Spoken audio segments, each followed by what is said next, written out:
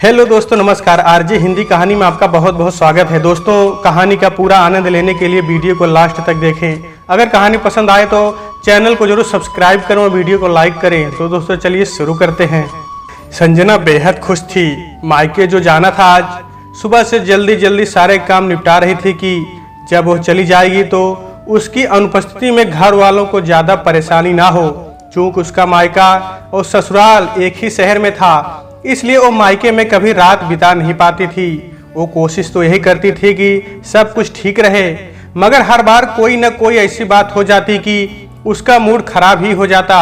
ईश्वर की कृपा से उसकी सास ठीक थी, पर हर घर में कोई न कोई शख्स ऐसा होता है जिसकी वजह से दिक्कत तो जरूर होती है। उसके घर में उसकी जेठानी इन सब की वजह थी। जब भी संजना मायके जाती, उसकी जेठानी कुछ न कुछ नाटक जरूर कर देती, चाहे जाते वक्त चाहे लौटने के बाद। जिठानी का मायका काफी दूर था। वो जब भी जाती महीने भर से पहले ना लौटती, लेकिन जब संजना को जाना होता तो सब यही बोलते, अरे रुकने की क्या जरूरत है, जब चाहे तब चली जाना, मिल आना सबसे। नतीजे यही हुआ कि वो एक दो दिन कभी रुक पाती और महीने भर तो शायद कभी भी नहीं रुक सकी। आज सुबह भी जब वो तैयारी कर चुकी तो जिठानी ने कहा, कब लौटोगी? दीदी, एक हफ्ते रुकने की सोच रही हूँ। संजना ने डरते हुए कहा, अरे एक हफ्ता कुछ ज्यादा नहीं हो गया? अंशु के पेपर भी स्टार्ट हैं, तुम वहाँ रुक जाओगी तो सारा काम मैं अकेली कैसे करूँगी? और फिर काम करूँगी या अंशु की तैयारी करवाऊंगी? देख लो, इस बार 2-3 दिन में लौट आओ, फिर कभी चली जाना तो रुक लेना। जेठानी ने बेरुखी से कहा। संजना का मुंह उतर गया और मन ही मन उसने सोचा, ये फिर कभी तो आने से रहा। उसने सासू जी को देखा और सास सब समझ गई। बोली, जाओ देख लो, जैसे तुम्हारा मन कहे, वरना जब मन हो तब आना। वो जानती थी कि संजना लौट ही आएगी। उसका स्वभाव ही दूसरों की तकलीफ में, जरूरत में साथ देने वाला है। वो अपने स्वभाव के विपरीत काम नहीं करेगी और फिर पति भी कभी उसका साथ ना देगा कि घर में किसी को बोल सके कि वो इतने दिन को जाएगी ही। वो औरतें भाग्यशाली होती हैं जिनके पति उनकी तरफ से बोल देते हैं। उसका पति तो उल्टे उसकी ही गलती निकालने लगता है। संजना मायके आ गई, बहुत खुश थी। माँ, पिताजी, भाई, भाभी, छोटी बहन, भतीजी सब खुश होकर खिल से उठे। भतीजे ने तुरंत पूछा, इस बार एक हफ्ते रुकोगी ना बुआ? संजना ने मुस्कुराकर हाँ कह दी और मन ही मन मायूस हो उठी। अब क्या कहे उस बच्ची से। खैर, उसने जितने दिन मिले हैं उतने दिन आराम से बिताने का सोचकर हर बुरे विचार को झटक दिया। मायका मतलब मस्ती, सुकून और आजादी ही है भारतीय बहुओं के लिए। 2 दिन तो बहन और भतीजी के संग शॉपिंग और बातों में, और माँ के हाथ के पकवानों तो कभी भाभी के संग बातों की खुमारी में निकल गया। भैया और पापा के आने पर रात को खाने के वक्त देर तक बातें होती रहती। उस पर पतिदेव का फोन ना उठा पाए तो उसे टेंशन हो जाती थी कि अब हर वक्त लड़ाई होगी पति से। वो बोलेंगे कि तुम्हें तो फोन उठाने का भी वक्त नहीं, तुम वहां जाकर भूल ही जाती हो सब कुछ। खैर, समय पंख लगाकर उड़ गया। आज तीसरा दिन था। संजना को सुबह से टेंशन थी कि जाए कि ना जाए। नहीं जाएगी तो बिना वजह घर में टेंशन होगी, जेठानी का मुंह बन जाएगा। उसने अपने पति को कॉल किया, पूछा तो पति ने तुरंत कहा, 2 दिन तो रह ली हो ना, मन नहीं भरा क्या तुम्हारा?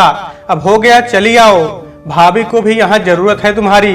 पति की बातें सुनकर संजना का दिमाग सन्न हो गया, क्योंकि रोहित उसका पति था, पर कभी उसने अपनी पत्नी के मनोभाव नहीं समझे, उसके दृष्टिकोण से नहीं देखा, न ही कभी उसके दर्द को समझा। मायके के प्रति ललक को वो हमेशा गलत निगाह से देखा करता। उसे लगता था कि संजना ससुराल में खुश नहीं है। संजना जानती थी कि पति कभी उसका साथ नहीं देगा, शायद इसीलिए वो मजबूर थी वापस लौटने के लिए। ऐसा क्यों होता है कि पति ही नहीं समझता? अगर पति उसका साथ देता तो क्या वह स्वच्छंद रूप से अपने पिता के घर एक हफ्ता भी नहीं रह सकती थी? ऊपर से रोज जब भी पति से बातें होती, वो हमेशा व्यंग करते कि और 56 भोग मिल रहा है वहाँ, या तुम्हारा मन भर रहा है, यहाँ तो तुम्हें कुछ अच्छा नहीं लगता। वहाँ अपने पिताजी के घर न तुम्हें कोई सुख मिलता है न सुविधा, फिर भी वहाँ के लिए मरती रहती हो। अब संजना उसे कैसे समझाए? अपना घर अपना होता है और पिंजरा होता तो पिंजरा ही है ना, चाहे वो कितनी भी कीमती धातु से बना हो। अपने घर की मिट्टी की दीवार भी हर लड़की को प्रिय होती है। इन विचारों में उलझी हुई नहाकर कपड़े डालने संजना छत पर गई तो अपनी बचपन की सखी शिखा को देखा, वो भी मायके आई थी। दोनों सखियां एक दूसरे को देखकर खिल उठी। छत से ही दोनों ने एक दूसरे को हाथ हिलाकर अभिवादन किया। भागकर वो नीचे आई, तब तक शिखा उसके घर का दरवाजा खोल रही थी। दोनों ने खुशी से गले मिलकर प्रेम प्रकट किया और फिर वहीं गिले शिकवे, तू मुझे याद नहीं करती, कभी मतलब ही नहीं रखती, एक फोन भी नहीं करती है, वगैरह वगैरह। बातों ही बातों में संजना ने बताया कि उसे आज ही जाना है, शाम को ऑफिस से लौटते समय पति आएंगे और रिसीव करेंगे। शिखा का मुंह बन गया, क्या यार 3 साल बाद मिले हैं हम और तू आज ही चली जाएगी? यार मैं जल्दी मायके नहीं आती, जब मैं आती हूँ तू अपने ससुराल रहती है। इस बार हम दोनों संयोग से मिले हैं तो तू भाग जा रही है? उसने मुंह फुलाकर कहा। अरे अब क्या बोलूं, मेरा ससुराल लोकल है ना, तो मुझे रुकने का सौभाग्य मिलता ही नहीं। संजना ने उदासी से कहा, हाँ यार तू लोकल होकर नहीं आ पाती और मैं इतनी दूर हूँ कि इतनी बात चिरौरी करो, रिजर्वेशन कराओ, बच्चों के साथ भी अकेली मत जाओ, कभी किसी को छुट्टी नहीं मिलती तो कभी किसी खास मेहमान का आना हो जाता है। ऐसे में घर की बहू ही अपने आने जाने के प्रोग्राम की कुर्बानी दे, ये मेरे ससुराल की रीत है। और एन वक्त पर कोई काम निकल आना, वगैरह वगैरह बहुत सारे नाटक हैं। शिखा ने कहा, ये तेरे ही नहीं मेरे भी ससुराल की कहानी है, पर क्या किया जाए बता भला। अरे तुझे सालू याद है? वही सालू जो पतली दुबली सी पिछली सीट पर बैठा करती थी, क्लास में जो हर बात में डरती थी, चैप्टर याद करके सुनाने तक में। वो कल मुझे मिल गई मार्केट में, क्या बदल गई है यार, वो शेरनी हो गई है एकदम। जीन्स टॉप पहने, करीने से बाल कटाए स्मार्ट सी लग रही थी। और एक हम हैं बहन जी बन गए हैं ससुराल में, ए ना पहनो ओ ना पहनो। सबकी खुशी के चक्कर में हम सब ने अपनी सारी खुशियों की बलि चढ़ा दी। कल वो मिली थी तो उसने मुझे देखते ही टोक दिया कि शिखा कैसी हो गई है तू, कहाँ हमारी स्मार्टी शिखा थी और आज कहाँ 5 गज की साड़ी लपेटे तू, लग ही नहीं रहा है कि तू वही शिखा है। शिखा ने दुखी होकर कहा।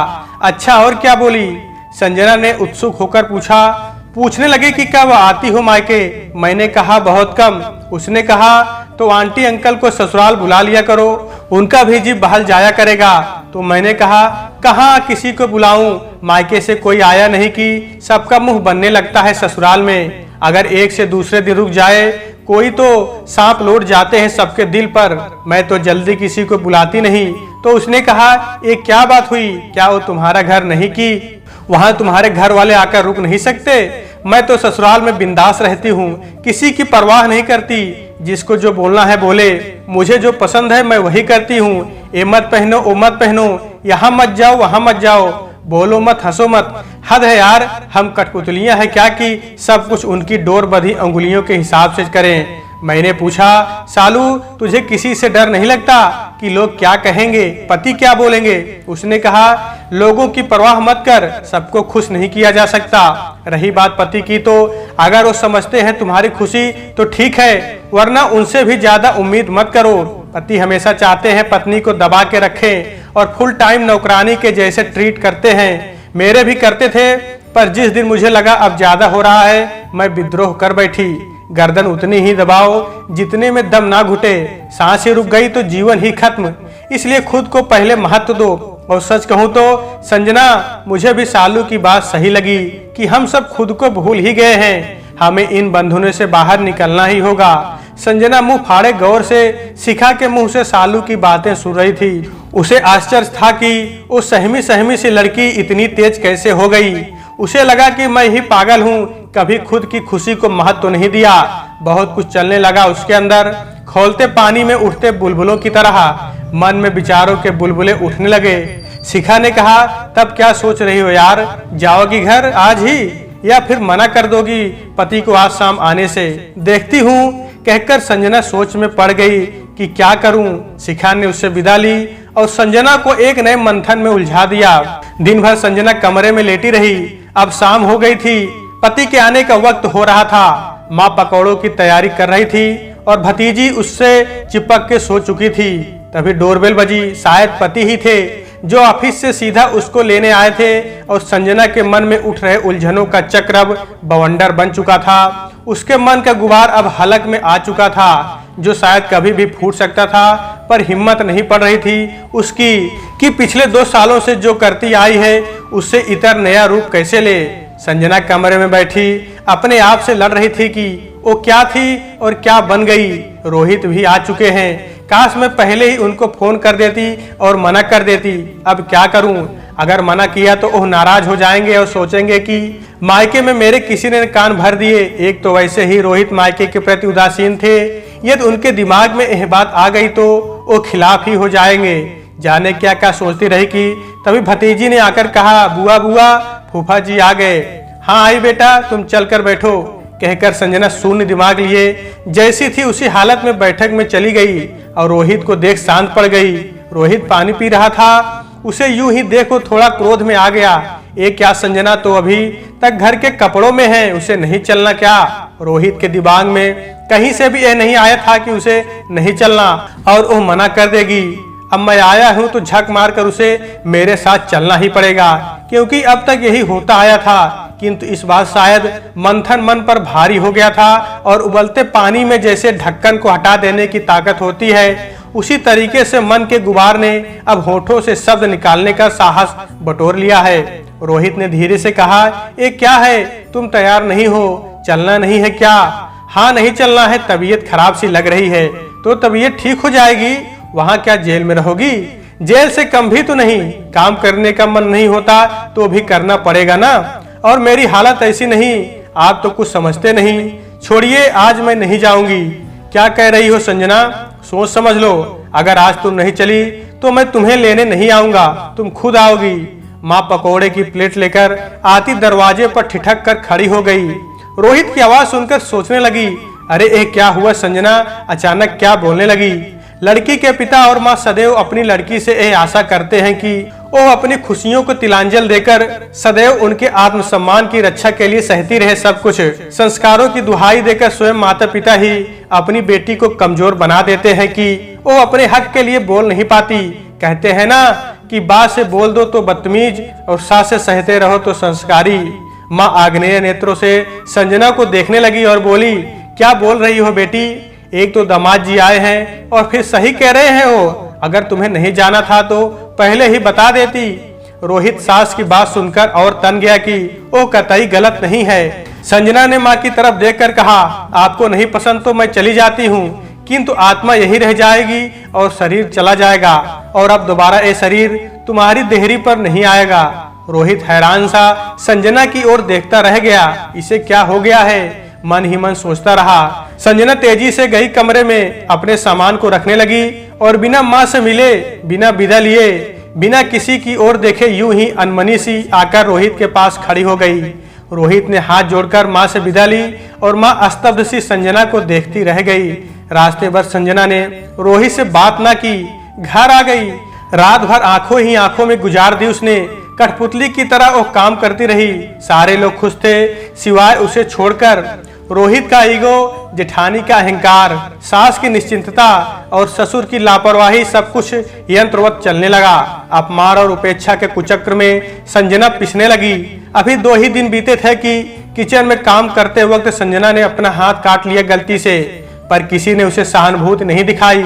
उल्टा उसे ही दोषी करार देते हुए सबने पल्ला झाड़ लिया कि दिमाग कहाँ रहता है तुम्हारा। संजना को लगने लगा कि वास्तव में किसी को उसकी कद्र नहीं है। एक दिन उसने खुद को आईने में देखा और सोचा कि क्या वह इस घर की एक सम्मानित बहू है, एक पति के दिल की मल्लिका है, क्या एक सफल पत्नी है? शायद नहीं। और उस दिन मायके में धृष्टता करने के बाद अब मायके की दुलारी लड़की भी ना रही।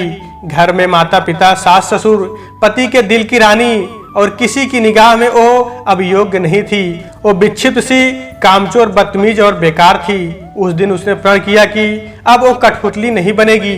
उसके टपकते खून को देखकर भी किसी को उस पर दया व सहानुभूति नहीं आई। प्रेम तो दूर की बात थी। उसने स्वयं से प्रेम करने की ठान ली और मन ही मन कहा कि अब मैं स्वयं से प्रेम करूंगी, खुद के लिए जीऊंगी। उस रात वह खाना बनाने के लिए कमरे से बाहर नहीं निकली और मुंह चादर से ढक कर लेटी रही।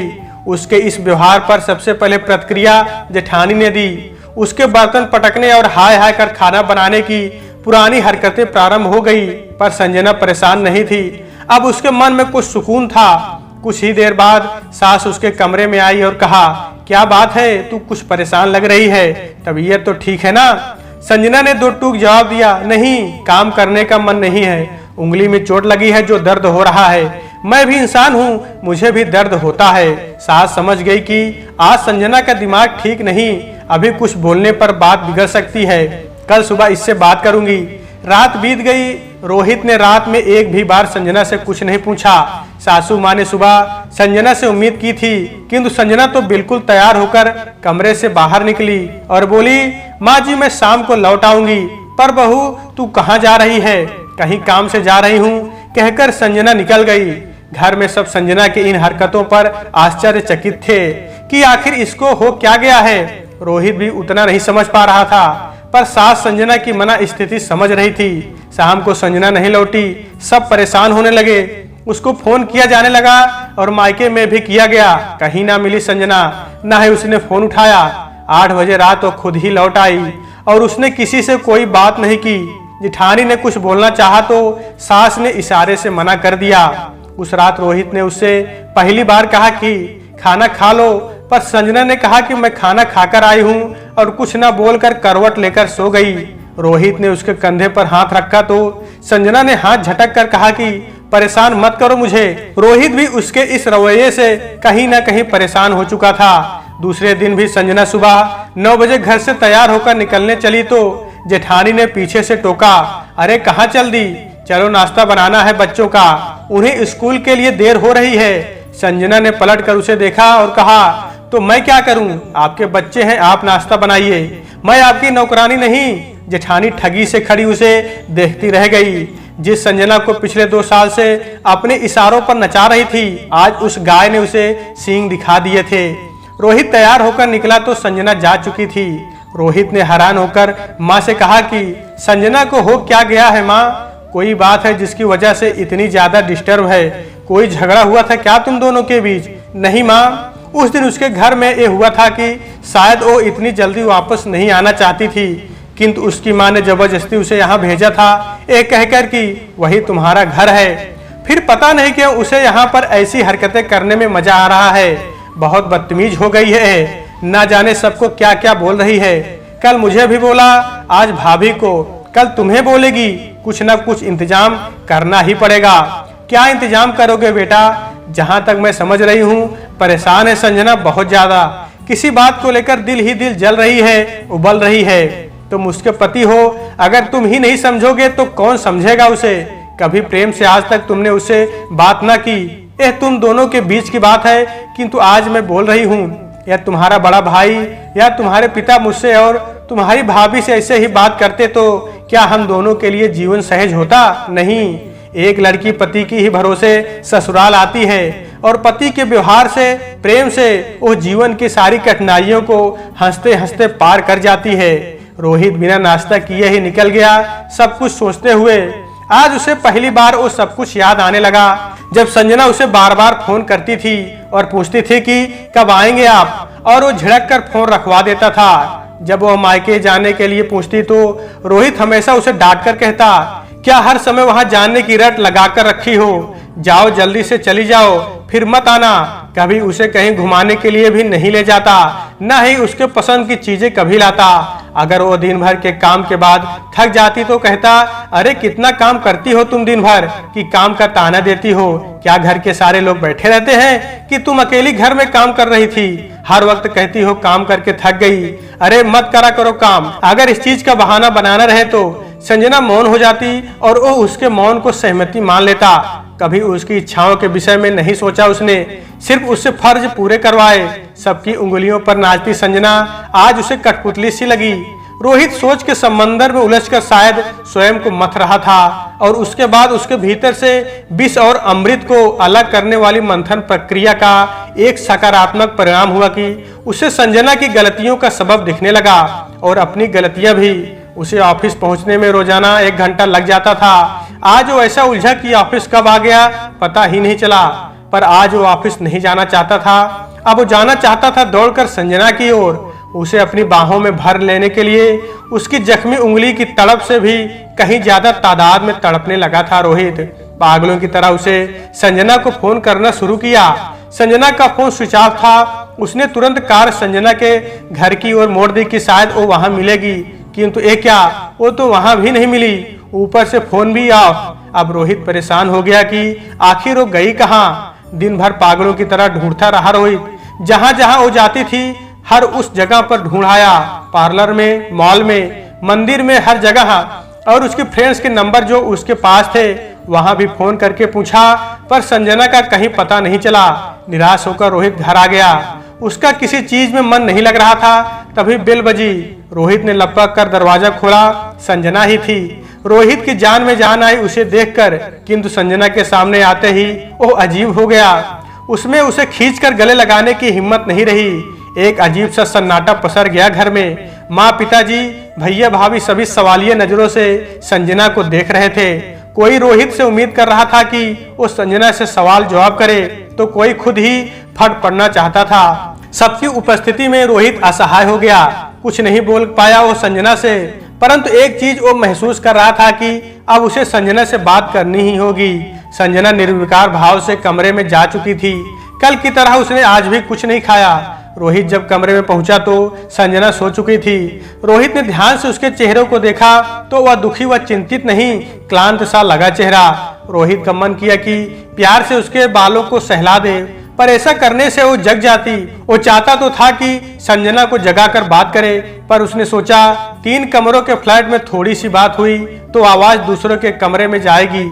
बस यही सोचकर वो सुबह का इंतजार करने लगा। हजारों सवाल मन में लिए रोहित रात काटने के लिए तैयार था। अब उसके दिल में सवालों से ज्यादा जवाब तैयार थे। प्रतीक्षा थी तो बस संजना के प्रश्नों की, किंतु रोहित जानता था संजना कुछ नहीं पूछेगी। इन्हीं विचारों में उलझे उलझे जाने कब रोहित की आंख लग गई। आंख खुली तो संजना बेड पर नहीं थी। बाथरूम से नल की आवाज आ रही थी, मतलब संजना तैयार हो रही है। रोहित ने एक पल गंवाए बिना झट से तैयारी शुरू कर दी।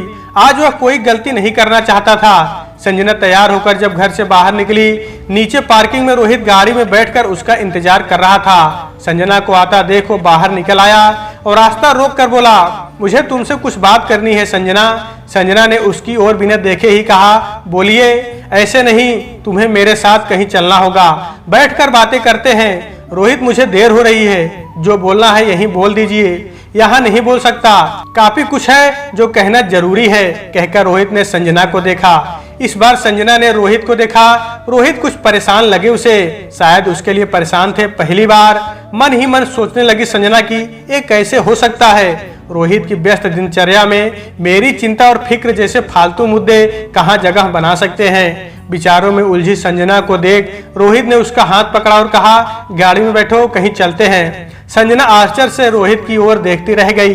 यंत्र चालित सी वो बैठ गई। दोनों ने रास्ते भर कोई बात नहीं की। दोनों पास के ही कैफे में पहुंचे। रोहित ने संजना से खुद को सामान्य दिखाते हुए कहा, क्या बात है संजना, अब बताओ मुझे, कुछ परेशान सी लग रही हो, और इधर 2-3 दिनों से कहाँ चली जाती हो सुबह सुबह। तुम्हें बहुत ढूंढा मैंने कल, ना अपने घर गई थी तुम, ना दोस्तों के यहाँ, जाती कहाँ हो। ओहो, तुम यह जानना चाहते हो कि मैं कहाँ जाती हूँ। बाकी तुम्हें कोई फर्क नहीं पड़ता शायद कि मैं ऐसा क्यों कर रही हूँ। फर्क पड़ता होगा तो सिर्फ इस बात को लेकर कि अब मैं सबकी सेवा में उपस्थित नहीं हूँ। शायद यही वजह होगी कि तुम आज मुझसे बात करने को मजबूर हो गए, वरना तुम्हें कहाँ कभी मेरी फिक्र थी। ऐसा नहीं है संजना, मैं व्यस्त था, परेशान रहता था। तुम्हें तो पता है, आगे बढ़ने की चाह, नौकरी, प्रमोशन, घर, इन सब में मैं फंस गया था। मुझे लगता था कि तुम तो सब कुछ संभाल ही रही हो, तुम्हें कोई भी चीज समझाने की आवश्यकता नहीं। लेकिन हाँ, इन व्यस्तताओं में मैं एक चीज भूल गया कि तुम मेरी पत्नी भी हो। ये सुनकर व्यंग्यात्मक हंसी से संजना बोली, जी नहीं, गलत कह रहे हैं आप यह तक भूल गए थे कि मैं एक इंसान हूँ।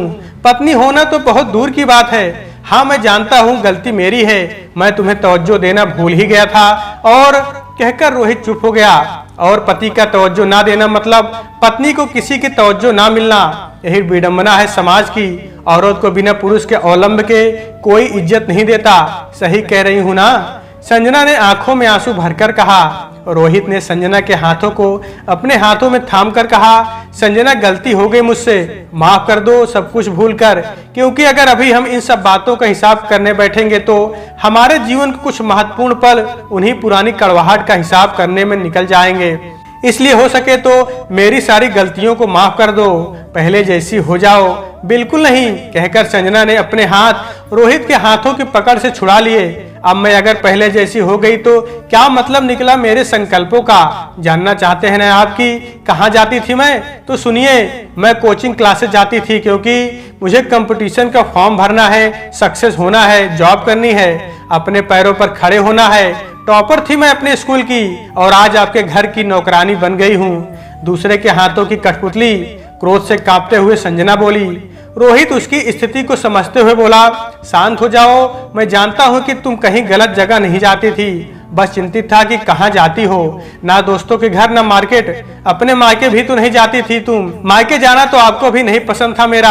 हर वक्त मेरे घर वालों की बुराई, हर वक्त मुझे सुनना कि तुम्हें तो बस मायका ही पसंद है। सच बताइए रोहित, शादी के बाद कुल कितने दिनों के लिए गई हूँ मैं अपने घर? कभी सोचा है आपने?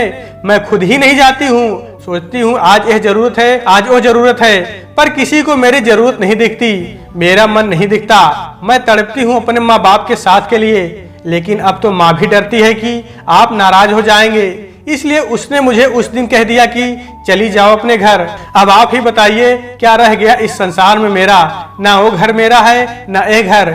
चुप हो जाओ संजना, बस एक मौका दे दो मुझे। मैं वादा करता हूँ कि तुम जो चाहती हो मैं करूँगा। कल बहुत दिनों बाद अपने आप से मिला हूँ मैं और अपने आप को तुम्हारे बिना बहुत अधूरा महसूस कर रहा हूँ। माफ कर दो मुझे, यही कहूँगा। मुझे बोलना नहीं आता, जताना नहीं आता, सिर्फ अब महसूस करोगी तुम मेरी बातों से।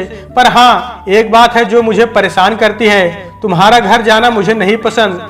मेरा मन ही नहीं करता कि तुम मुझे छोड़कर जाओ, इसलिए मैं तुम्हें कुछ न कुछ बोलकर सोचता था कि तुम वहां से लौट आओ जल्द से जल्द। बच्चों की तरह रोहित बोला। ये सुनकर संजना के होंठों पर मुस्कुराहट तैर गई। अच्छा, तो क्या मैं हमेशा के लिए थोड़ी ना जाती हूँ? मैं तो लौट आने वाली ही होती हूँ। मैं मानता हूँ कि गलत हूँ, मेरा तरीका गलत हो सकता है, हो सकता नहीं आपका तरीका गलत है। अगर आपने कभी यह कहा होता कि मैं तुम्हारे बिना नहीं रह सकता संजना, तो क्या मैं तब भी वहां जाने की जिद करती? मैं नहीं कह सकता हूं क्योंकि वो तुम्हारा घर है और तुम्हारे मम्मी पापा, भाई भाभी बहन सब तुम्हारी प्रतीक्षा करते हैं, प्रेम करते हैं तुमसे। ऐसे में मैं इतना स्वार्थी कैसे हो सकता हूँ कि तुम्हें कभी वहां जाने ना दूं? बस यही लगता है तुम्हें ले जाऊं फिर साथ ही लेता आऊं। अच्छा, स्वार्थी नहीं हो सकते पर कठोर हो सकते हैं। पत्नी को सुना सकते हैं, व्यंग कर सकते हैं, पर प्रेम नहीं दिखा सकते। छोटे हो जाएंगे प्रेम दिखाकर। नहीं, छोटा नहीं हो जाऊंगा। चलो ठीक है, आज साधिकार कहता हूं तुमसे कि बस सब कुछ ठीक है, तुम जो चाहो करो, करियर बनाओ, जॉब करो, काम मत करो, सबकी उंगलियों पर नाचने वाली कठपुतली मत बनो। मेरे घर की यानी कि अपने घर की मेहरानी बनकर रहो, सब कुछ करो, पर संजना मायके मत जाओ। उसकी यह बात सुनकर संजना खिलखिलाकर हंस पड़ी और रोहित की रोनी सूरत देखकर बोली, अच्छा छोड़िए, चलिए ना साथ में चाय पीते हैं घर चलकर।